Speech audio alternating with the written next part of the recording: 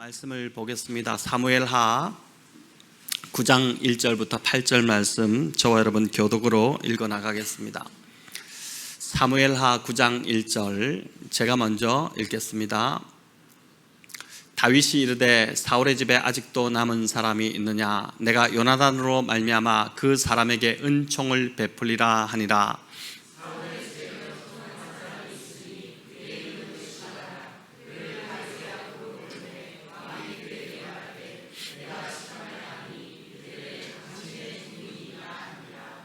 왕이 이르되 사울의 집에 아직도 남은 사람이 없느냐? 내가 그 사람에게 하나님의 은총을 베풀고자 하노라 하니 시바가 왕께 아뢰되 요나단의 아들 하나가 있는데 다리 저는 자니이다 하니라.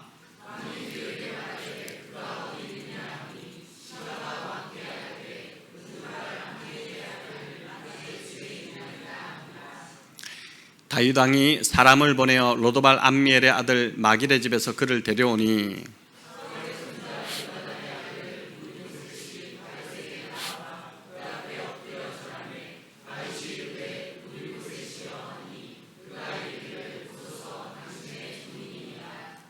다윗이 그에게 이르되 무서워하지 말라. 내가 반드시 네 아버지 요나단으로 말미암아 내게 은총을 베풀리라. 내가 네 할아버지 사울의 모든 밭을 다 내게 도로 주겠고 또 너는 항상 내 상에서 떡을 먹을지니라 하니 그가 절하여 이르되 이 종이 무엇이기에 왕께서 죽은 개 같은 나를 돌아보시나이까 하니라. 아멘.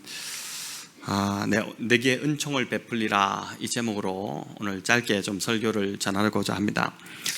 오늘 새벽기도 이제 본문이기도 합니다. 오늘 이 본문이 오늘 새벽기도 또 큐티 하신 분들은 목사님 오늘 본문 갖고 하시네 이렇게 아실 텐데 오늘 새벽에 저는 이 한 구절이 이 내게 은총을 베풀리라라는 이 한 구절이 참 깊이 다가오면서 기도하는데 계속 눈물이 났습니다.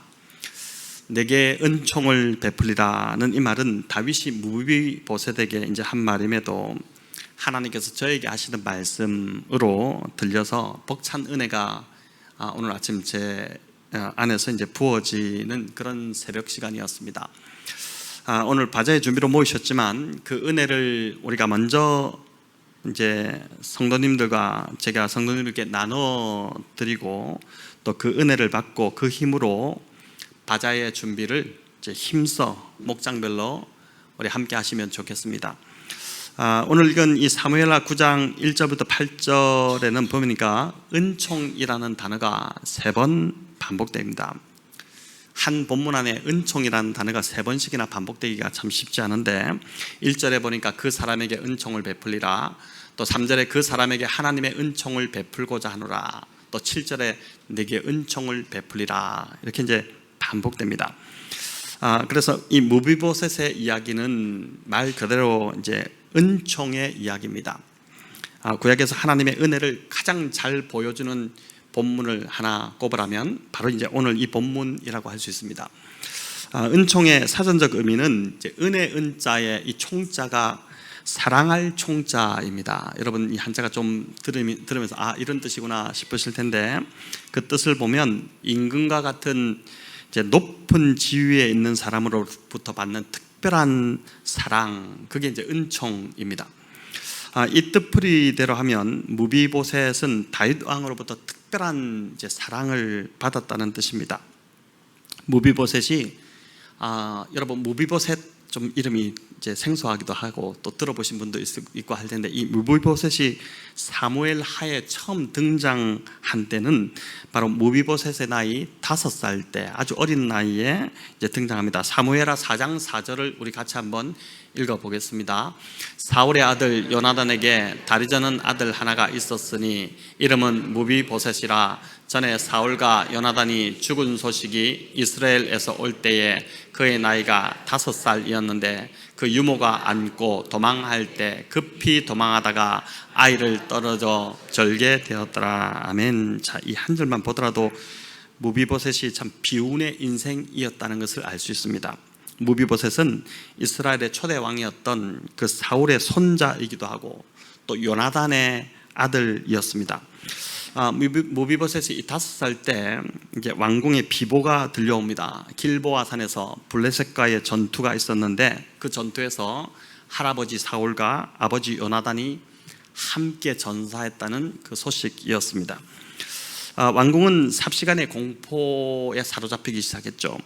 무자비하기로 소문난 이 블레셋의 군대가 그 전쟁에서 승리했기 때문에 이제 곧 궁으로 들이닥칠 것이었습니다. 그렇게 되면 가장 먼저 사울의 자손들과 사울의 사람들, 그 왕족이 무참히 살해될 그런 아주 참 다급한 상황이었습니다. 여기에 더해 또 하나의 이제 불안 요소가 있었는데 다윗과 그의 부대였습니다. 다윗은 이미 10년 전에 이제 사무엘로부터 왕으로 기름 부음을 받은 그 사실을 누구나 이스라엘 백성들이라면 다 알고 있었습니다. 사울과 요나단이 죽은 그 자리에 당연히 왕으로 추대된다면 다윗이 이제 추대될 것이었고, 그렇게 되면 결국 사울에게 속한 자들은 살아남지 못할 그런 상황이었습니다. 자, 모든 상황이 최악으로 치닫게 되자 궁중에 있던 사람들은 살아남기 위해 급하게 도망을 쳤고, 이때 5살이던 이 무비보셋을 유모가 안고 달아나다가 그만 아이를 떨어뜨려 두 발이 다 부러지는 사고가 나게 되었습니다. 다급한 상황에서 치료가 제대로 되었겠습니까? 그렇지 않았겠죠. 그래서 무비보셋은 이후에 자라면서 이제 두 발을 다 절게 되는 그 불구가 되고 맙니다. 무비보셋은 자라면서 자신의 신분을 드러낼 수 없었습니다. 왕족이지만 이제 거의 다 그 사울의 자손들이 다 죽임을 당했는데 왕족이지만 왕족의 신분을 숨겨야 했고 왕족의 특권도 당연히 누리지 못했습니다. 오늘 본문 4절에 보면 이 무비보셋이 피신에 있던 지명이 나오는데 그 이름이 로드발이라는 곳입니다. 그 뜻은, 이 로드발이라는 뜻은 이제 풀이 더 이상 자라지 않는 이런 뜻이 있고, 또 한번 보여주시기 바랍니다. 또 무일푼이라는 뜻도 있습니다. 무비보셋, 이제 풀이 더 이상 자라, 이것도 참 좋지 않은, 무일푼, 이것도 참 좋지 않은 뜻이지 않습니까? 그러니까 이 무비보셋이 피신에 있던 이 지명이, 이 로드발이라는 지명이 마치 그의 처지를 대변해주고 있는 것 같지 않습니까? 그의 삶이 황폐해져서 무일푼의 신세로 전락해버렸다. 왕족이었던 찬란한 그 참 가문의 이 손자가 이런 참 신세로 전락했다는 것을 이 지명이 보여주고 있습니다. 무비보셋의 본래 이름은 역대상 9장에 나오는데 무비보셋이 아니라 무립발이라는 이름이었습니다. 무립발. 이 무립발의 뜻은 여기 나오듯이 바울과 다투는 자라는 뜻입니다. 바알과 다투는 자. 이 바알이 여러분 우상이었기 때문에 우상과 다투는 자라는 뜻이었죠. 그의 아버지 요나단의 그 순수한 신앙을 이제 담은 아주 좋은 이름이었습니다. 요나단이 얼마나 하나님 앞에서 참 순수한 사람이었습니까? 그가 자식을 낳고 이 아들의 이름을 무립발이라고 참 좋게 지었는데 피신으로 신분 세탁을 하기 위해서 이름까지 바꾼 것이었습니다. 자, 무비보셋의 이름의 뜻은 뭐냐면은 지독한 치욕이라는 뜻입니다. 얼마나 참 이름이 좋지 않은 이름입니까? 자, 이 이름대로 무비보셋은 치욕스러운 삶을 평생 살아가고 있었던 것입니다. 그는 자라면서 자신이 왜 이런 치욕스러운 상태로 떨어졌는지 이제 그 이유를 그의 유모로부터 줄곧 들으며 자랐을 것입니다. 로드발에서 사람들이 모이기만 하면 다윗 탓을 하기 시작했겠죠.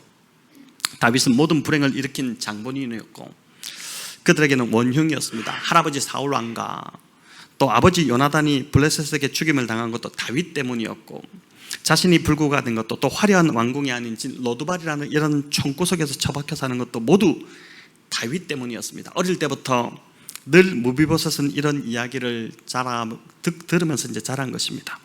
그러니 무비보셋 안에 피해 의식이 깊이 뿌리 내렸을 것이고 무비보셋은 남 탓하고 비난을 일삼는 아주 비관적인 성향으로 자라났을 것이 분명합니다. 자, 인생이 불행한 이유는 환경이나 경제적 어려움이 있을 때도 불행하겠지만은 무엇보다 내 안에 미워하는 대상이 있을 때 삶이 불행해지고 지옥이 되지 않습니까? 무비보셋은 평생을 원한 속에 갇혀 지낸 탓에 육체만 불구가 된 것이 아니라 영혼도 지독한 지금 불구자가 되어 있었다는 것입니다. 그런데 어느 날 성인이 된 이 무비보셋에게 다윗이 보낸 자들이 찾아왔습니다. 그가 얼마나 공포에 떨었겠습니까? 잘 숨어 있었는데 이제 내 인생이 이렇게 끝나나 보다. 역사를 보더라도 쿠데타로 왕권을 잡은 자들은 반드시 그 선왕의 가족들 또 선 왕조의 가족들을 다 몰살시키지 않습니까? 왕족 중에 한 명이라도 남아있으면 그를 중심으로 세를 이제 규합시켜서 문제를 일으켰기 때문입니다.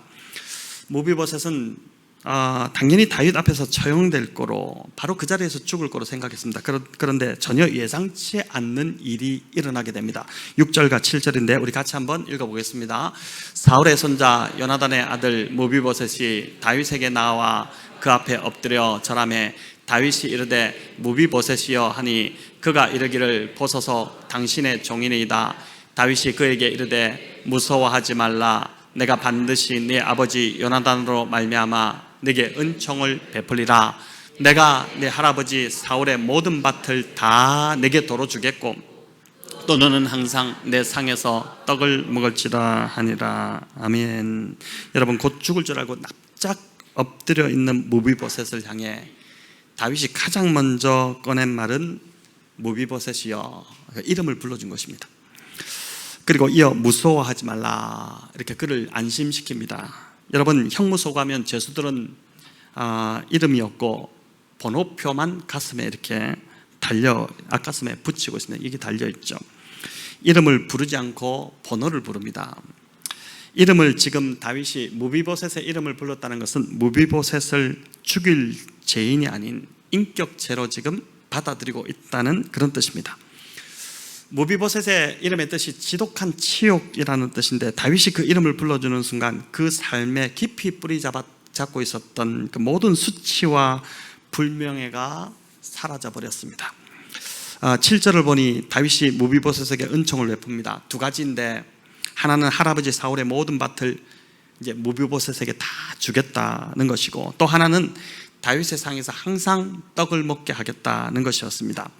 당시 왕의 자리에서 식사를 할 수 있는 사람은 왕자들이었는데, 즉 그렇기 때문에 이 말은 지금 다윗이 무비보셋을 왕자 중에 한 명으로 대우해 주겠다는 것입니다.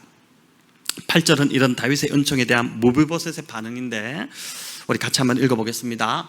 그가 절하여 이르되 이 종이 무엇이기에 왕께서 죽은 개 같은 나를 돌아보시나이까 하니라. 아멘. 자, 무비보셋이 자신을 뭐라고 합니까? 죽은 개와 같다, 이렇게 표현하죠. 딱 맞는 표현이었습니다. 그런 인생에 불과하던 자에게 다윗은 은총을 베풀었고, 그 은총이 무비보셋의 삶을 완전히 바꾸어 놓기 시작했습니다. 여기 은총이란 단어는 사전적 의미로 왕과 같은 높은 지위에 있는 사람들로부터 받는 특별한 사랑이라고 제가 앞에서 말씀드렸는데, 성경 원어적 의미로 이 단어가 뭔가 은총을 살펴보니까 놀랍게도 이제 헤세드라는 단어가 여기에 사용이 되어 있습니다. 여러분, 헤세드를 제가 여러 번 설명드렸고, 제가 이제 구약에서 가장 좋아하는 단어, 또 구약에서 가장 중요한 한 단어를 꼽으라면은 바로 이 헤세드라는 단어를 이제 꼽을 수 있다고 말씀드렸는데, 이 헤세드는 사랑이라는 단어지만 수식어가 붙는 사랑입니다. 즉 변함이 없는 사랑, 또 한결같은 사랑, 끝까지 책임지는 사랑, 영원한 사랑, 그 사랑이 바로 헤세드입니다. 또 헤세드는 이제 룻기를 할 때도 제가 설명드렸지만 의무를 넘어서는 사랑이 바로 헤세드입니다. 100만 해도 충분한 세상이죠. 여러분, 100 다 안 해도 한 80만, 보통 직장이나 이런 데서 한 80만 해도 잘했다고 칭찬받는데, 지금 이 헤세드는 100을 넘어서 120, 130을 하는 사랑이고, 아니 그보다 더 해주고 싶은 사랑, 의무를 넘어서는 사랑이 바로 이 헤세드입니다. 다윗이 지금 죽은 개와 같은 무비보셋에게 이런 특별한 은총을 베푸는 이유가 무엇일까요? 다윗이 무비보셋의 아버지 요나단과 맺었던 그 언약 하나 때문이었습니다. 그 언약 때문이었죠. 사무엘상 20장 14절 15절을 우리 같이 한번 읽어보겠습니다. 너는 내가 사는 날 동안에 여호와의 인자심을 내게 베풀어서 나를 죽지 않게 할 뿐 아니라 여호와께서 너 다윗의 대적들을 지면에서 다 끊어버리신 때에도 너는 내 인자함을 내 집에서 영원히 끊어버리지 말라 하고. 아멘. 여러분, 다윗과 요나단은 피를 나누지 않았지만은 그보다 더한 친형제 같은 사이였죠. 이들이 서로 언약을 맺었는데 다윗은 어떤 일이 있어도 이 언약을 지킬 것이며 요나단의 자식들에게 사랑을 베풀 것이라고 약속했습니다. 여기서 보면 요나단이 다윗에게 인자하심을 베풀고 인자하심을 내게 베풀고 또 나 자신의 집에도 내 후손들에게도 그 인자하심을 끊어버리지 말라 이렇게 합니다. 이 인자하심 바로 헤세드입니다. 이는 환경이나 감정 상태나 그날의 기분이나 컨디션에 따라서 변하는 그런 사랑이 아닙니다. 우리는 주로 막 이렇게 오늘 기분이 좋지 않으면 또 이제 이게 좀 대충 이렇게 하기도 하는데 그런 사랑이 아니라는 것이죠. 늘 언제나 한결같은 사랑, 그게 이제 했어야 됩니다. 여러분 요한복음 3장 16절 우리가 다 암송하는 말씀이죠. 한번 해볼까요? 시작. 하나님이 세상을 이처럼 사랑하사 독생자를 주셨으니 이는 저를 믿는 자마다 멸망하지 않고 영생을 얻게 하려 하십니다. 자, 하나님이 세상을 이처럼 사랑하사 독생자를 주셨으니 할 때 이처럼 사랑하사 할 때 그 사랑이 바로 헤세드의 이 변하지 않는 사랑입니다. 이 변함없는 사랑 때문에 저와 여러분 이 무비보셋과 같은 아주 치욕스러운 죄와 사망에서 구원받은 줄을 믿습니다. 무비보셋은 아마도 다윗의 이 사랑을 의심할 수 있었을 것입니다. 아니 왜 나에게 이렇게 잘해주지? 그가 사람을 잘 믿지 못하고 늘 피해의식에 사로잡혀 있었던 자였기 때문에 더 그럴 수 있습니다. 호혜를 베풀어도 그걸 순순히 받지 못하고 아주 순전한 마음으로 받지 못하고 의심하고 다른 꿍꿍이가 있을 것이다, 그렇게 이제 생각했던 것입니다. 나에게 이렇게 잘해주는 이유에 대해 명분은 아버지 요나단과 맺은 언약 때문이라고 그렇게 다윗이 말은 하고 있지만 실은 이렇게 함으로 사울의 집안을 멸절시켰다는 비난을 벗어나기 위함일 거야.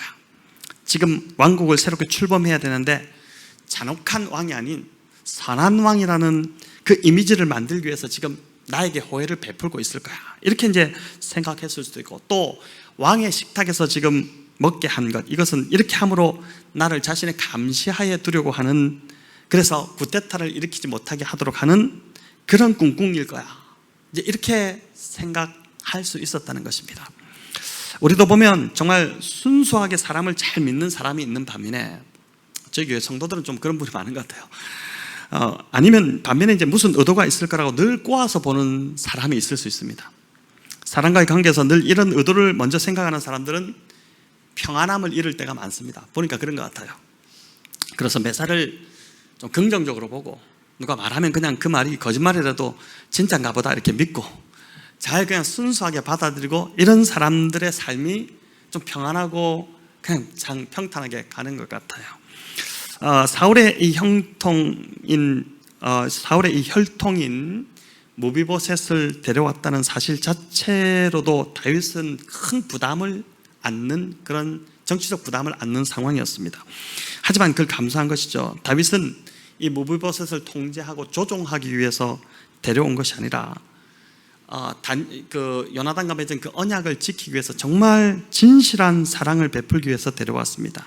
자, 그렇기 때문에 무비보셋이 다윗에게 잘 보이려고 애쓰지 않아도 됩니다.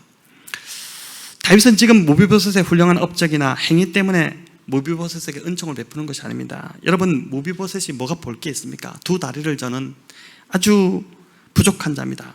그 은총을 베푸는 이유는 단 하나죠. 요나단과 맺은 그 사랑의 언약 때문이었습니다.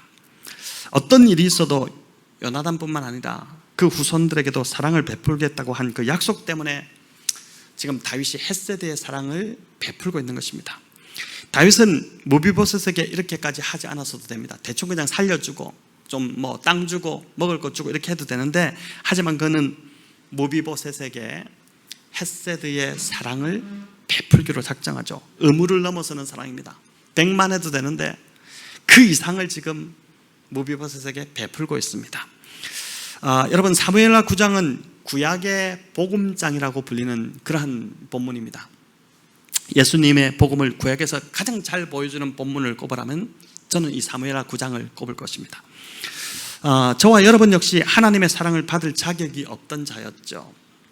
8절에서 무비보셋이 자신을 죽은 개와 같은 자라고 고백하는데, 저와 여러분이 바로 이런 영적 불구로 이제 죽은 개와 같은, 온전치 못한, 두 발을 저는 이 무브보셋처럼 영적 불구로 온전치 못한 존재였습니다. 그런데 의무를 넘어서는 하나님의 사랑이 그 아들을 죽이기까지 내어주시면서 우리를 사랑하셨습니다. 자격이 있어서도 가치가 있어서도 아닙니다.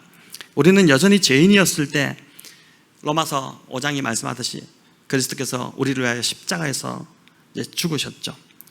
십자가에서 흘리신 그 보혈로, 그 보혈의 피로 맺은 언약이 있기 때문에 그 언약의 근거에서 하나님은 저와 여러분에게 은총을 베푸시지 않을 수 없는 것입니다.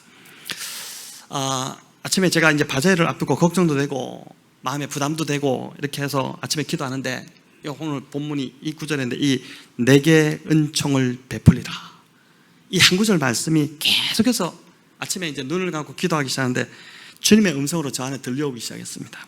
처음에는 바자회에 은총을 베풀어 주신다 이런 말씀으로 이제 듣고 안심이 되고 마음의 평안이 되기도 했지만, 계속해서 제가 이 말씀을 되새기고 다시 이제 제가 읽고 이렇게 하면서 이제 제 안에서 계속해서 내게 은총을 베풀리라는 음성이 계속 들리는데, 이게 진짜 막 그때부터 눈물이 흐르기 시작하는, 감당할 수 없는 은혜가 아침에 이제 저에게 부어지는 그런 이제 시간이었습니다.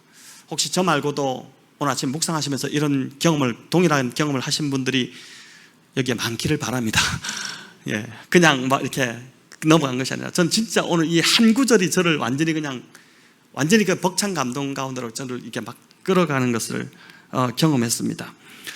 성도 여러분, 이제 저는 오늘 아침에 저에게 들려주셨던 이 음성을 여기 계신 우리 성도님들에게도 우리 하나님께서 들려주시기를 간절히 바랍니다. 내게 은총을 베풀리라. 여러분 이걸 한번 생각해 보십시오. 이게 너무나도 깊은 은혜로 다가오기 시작합니다. 내게 은총을 베풀리라. 이 지금 주님이 나에게 하시는 말씀이지 않습니까? 오늘 이 밤에 네게 은총을 베풀리라, 이 주님의 음성으로 여러분의 것으로 받으시기 바랍니다. 이 주님의 음성이 평안을 주고 삶의 안심을 주게 됩니다. 저와 여러분 예수님의 보혈 안에 있다면 하나님께서 저와 여러분의 삶에 반드시 은총을 베푸실 것입니다. 그 은총이 세월이 더할수록 더 깊어질 것이고, 저는 그런 것 같습니다. 저는 개척하기 전의 상태보다 지금 개척을 하고 여기서 7년 정도 목회를 하면서 지금의 저의 상태는 하나님의 은총이 정말 점점 더 깊어가는 것 같고 그렇습니다. 그리고 그 은혜에 대한 감격 또한 여러분 커지게 될 것입니다. 오늘 바자회를 준비하기 전에 무슨 말씀을 전해야 될까, 이렇게 오늘 더 짧은, 평소보다 짧게 설교를 하는데 뭘 해야 될까 이런 고민을 하는 중에 오늘 아침에 저에게 들려왔던 이 음성을 오늘 우리 성도님들에게 꼭 전해주고 싶었습니다. 여러분, 내게 은총을 베풀리라. 한번 자기에게 해보죠. 내게 은총을 베풀리라. 예. 자, 이 음성을 붙잡으시고 내일 바자회 또 이 은혜를 받고 열심히 오늘 저녁에도 봉사하시고 또 내일 바자회 때 힘써 섬기시는, 그래서 내일 끝났을 때도 이 은혜가 더 내 안에서 깊어지는, 더 커지는 저와 여러분 다 되시기를 우리 주님의 이름으로 축원합니다.